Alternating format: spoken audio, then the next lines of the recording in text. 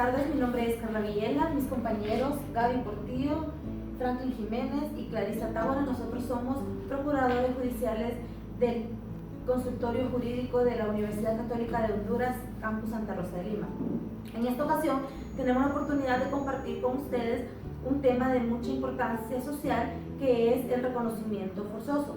Para iniciar a hablar acerca del tema, quiero aclararles que cuando hablamos de reconocimiento forzoso, estamos hablando que es un acto jurídico por medio del cual los progenitores, en este caso el papá y la mamá, se hacen responsables legalmente de su hijo o de su hija, ¿verdad? Y esto lo hacen ante un órgano judicial competente. Entonces, ya para entrar en la materia, también estos niños tienen derechos que están relacionados a lo que es la paternidad y la maternidad. Por favor, si nos pueden compartir cuáles son estos derechos. Muy buenas tardes. Como usted mencionaba, ¿verdad? Estamos tratando un tema de mucha importancia como lo es el reconocimiento forzoso. Y como mi compañera pues mencionaba y decía una definición de lo que es el reconocimiento forzoso, y pues tiene la finalidad de que un padre reconozca a su hijo. Y como todos sabemos, desde que estamos en la escuela, desde pequeños se nos han enseñado cuáles son nuestros derechos, y la Constitución de la República también establece cuáles son nuestros derechos fundamentales, los derechos del niño. Pero en base al tema que estamos hablando en esta tarde, que es el reconocimiento forzoso, y en base a lo que establece la ley para una paternidad y una maternidad responsable, el artículo 4 nos dice que el Estado es el órgano encargado de tutelar los derechos de los niños. Cuando dice de tutelar, es que los garantiza y utiliza cualquier medio para que los mismos se cumplan y para que se respeten. Y esta ley pues nos hace referencia a lo que es que todo niño tiene derecho a un nombre propio, tiene derecho a una integridad personal, a una identidad personal también. Y también pues nos hace referencia a que tiene derecho a crecer y desenvolverse en el vínculo familiar. Pero también nos hacía referencia a que tienen derecho desde el momento en que nace a ser inscrito en el Registro Nacional de las Personas para que tenga una existencia tanto física como legalmente. Pero al derecho que a nosotros más nos interesa, que esta ley es la que regula, que nos dice que tiene derecho a que se investigue su presunta paternidad o su presunta maternidad cuando un padre o una madre no ha reconocido a dicho hijo. Muy bien, esto de los derechos es bien importante conocerlo, ya que, si bien lo sabemos, el Ministerio Público es un ente del Estado que vela por la seguridad, por el bienestar de lo que es el menor, ¿verdad? Entonces, por eso que en este caso de reconocimiento forzoso, el Ministerio Público, siempre y cuando haya un menor, él va a estar intervenido en este proceso. Bien, si una persona deseara interponer una demanda, ¿ante qué órgano judicial esta persona puede acercarse y cuándo procede esto? Bueno, en el dado caso que una persona quiere interponer una demanda, una denuncia de reconocimiento forzoso,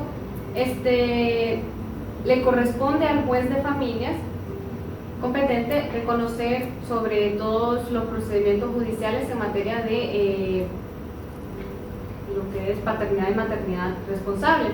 Obviamente dirigiéndose por el Código Procesal Civil y por la ley de paternidad y maternidad responsable.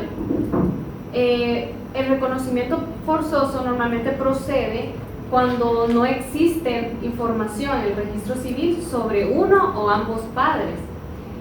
También cuando se da lo que es la inscripción provisional, que es rechazan la inscripción provisional. La inscripción provisional se da normalmente cuando la madre no está segura de la paternidad del menor. Entonces ella solo inscribe al menor bajo su nombre. Al momento de hacer esta inscripción así, esta adquiere carácter de inscripción provisional y cambia a con carácter de inscripción definitiva al momento que ella ya puede declarar la paternidad del menor.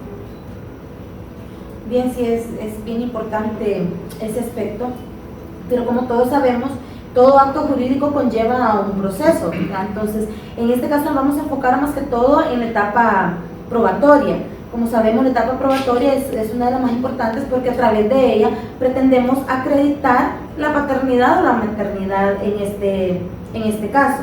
Pero para hablar de la etapa probatoria, si nos pueden ampliar nuestros conocimientos para saber qué tipo de pruebas se pueden evacuar y cuál es la obligatoriedad de ellas.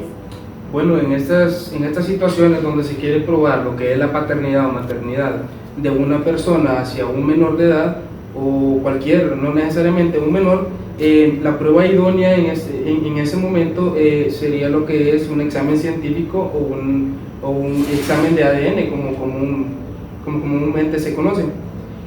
Puede ocurrir la situación que uno desecha esta prueba de ADN, cualquiera de los dos personas, ya sea el padre o la madre, dependiendo de la circunstancia, no esté conforme con el resultado de dicha prueba. Entonces, puede solicitar al juez que por favor se pueda realizar nuevamente una prueba de ADN con la diferencia que esta se realizará dentro de las instalaciones de lo que es el Ministerio Público en los laboratorios que este mismo tiene. Si esta segunda prueba realmente confirma lo que la primera ya dijo, entonces esta persona incurrirá en los gastos de lo que llevó el Ministerio Público en la segunda prueba.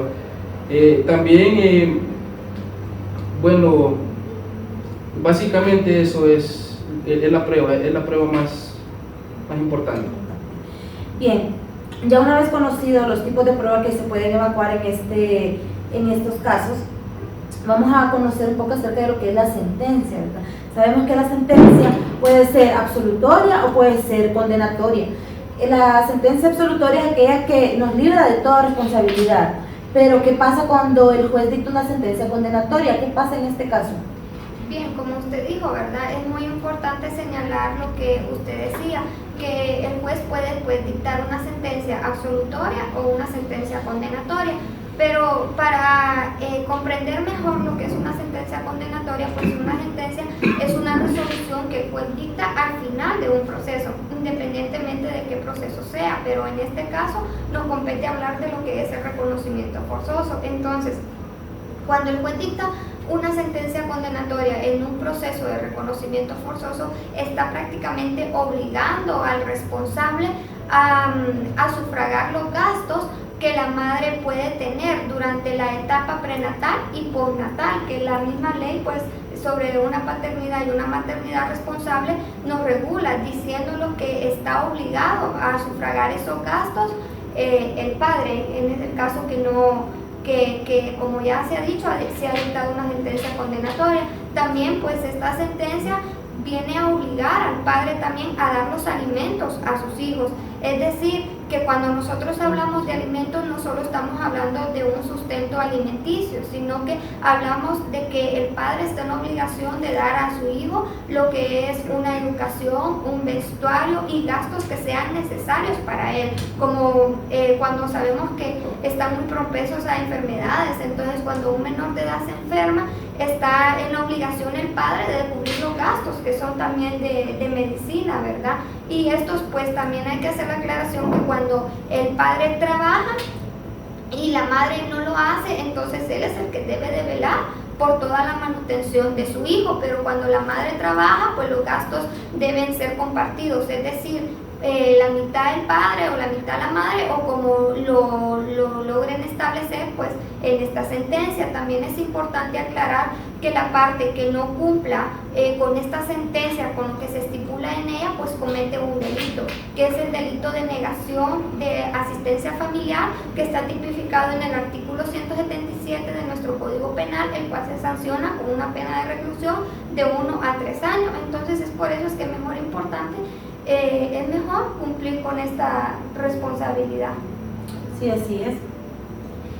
Una vez que ya conocimos acerca de lo que es la sentencia, entonces vamos a hablar un poco acerca de lo que es la impugnación. Bueno, la impugnación se refiere al acto de negar negar la validez o la veracidad de una paternidad o maternidad, digamos, en un dado caso que se tenga la sospecha de que cierta o mujer u hombre no sea el verdadero padre de un menor, o se crea que tiene un mejor derecho a otra persona. Y en cuanto a los recursos en este tipo de casos. Bueno, el recurso que cabe ante estas resoluciones es el recurso de apelación, el cual se pedirá ante el juez que conoce del caso, y quien resolverá será lo que es la Corte de Apelaciones. Muy bien.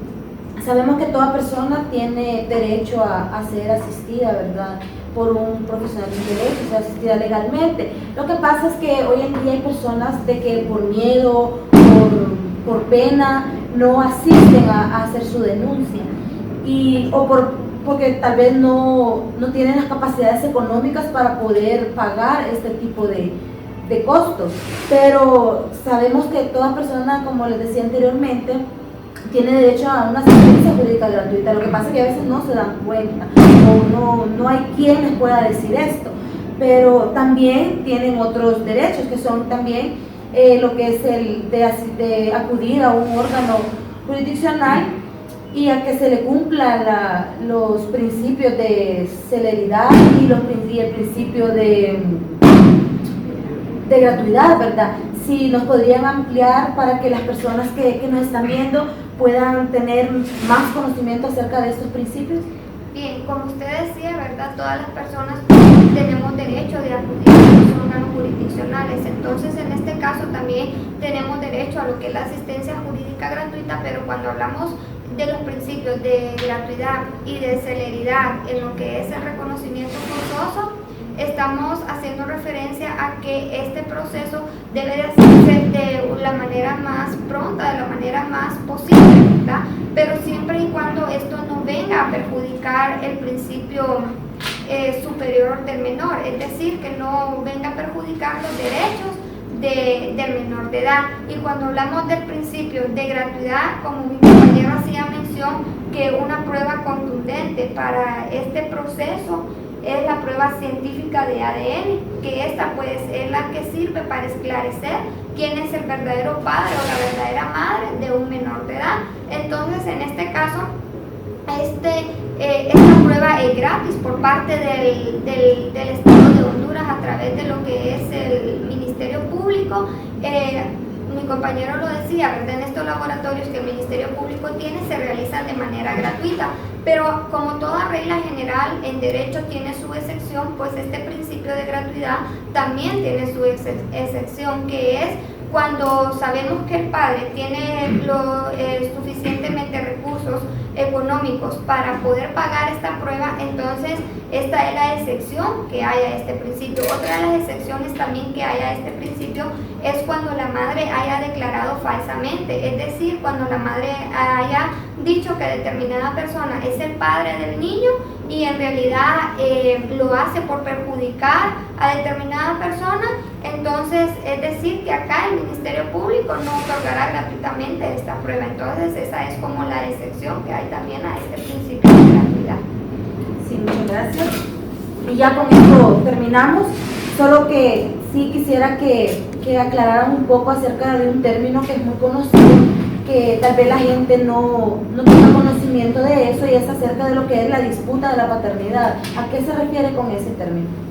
Bueno, cuando nos referimos a lo que es la disputa de la paternidad, es cuando una persona considera que tiene mejor derecho sobre la paternidad o maternidad de un menor que ya ha sido inscrito por otra persona, o sea, que legalmente es hijo de otra persona. Entonces viene la persona interesada que cree que tiene mejor derecho y comienza a es una disputa por la paternidad o maternidad del menor. Bien, muchas gracias, y con eso hemos concluido. Recordarles que el consultorio jurídico está ubicado en la Universidad Católica para cualquier consulta o asesoría legal que ustedes deseen.